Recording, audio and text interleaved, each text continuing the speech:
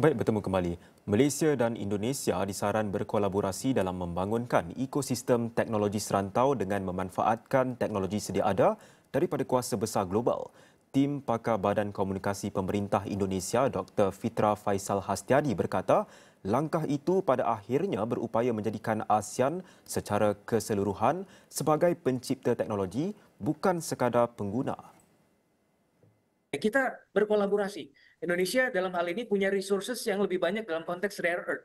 Dan Malaysia dalam hal ini punya head start yang jauh lebih unggul dalam konteks penggunaan teknologi dari sisi semikonduktor dan juga kemudian aplikasinya. Nah, ini kita bisa kemudian berkolaborasi bersama-sama, ada knowledge spillover.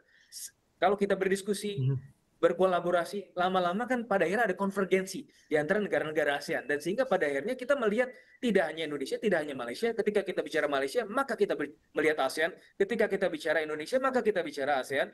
Maka ASEAN menjadi one brand name, sebagaimana EU.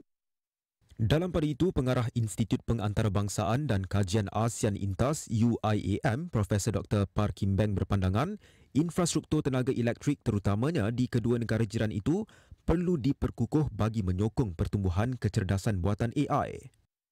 Ini merupakan satu target yang harus dicapai berdasarkan ASEAN Power Grid yang mungkin daya penjana kuasa itu datangnya daripada hydroelectricity, tidak kira di Yunnan ataupun di Kalimantan ataupun di Sarawak. Yang penting kita harus jayakan proses ini di mana elektrifikasi itu boleh sampai 10,000 kilowatt supaya boleh masuk ke zaman AI dengan mudah dan lebih senang.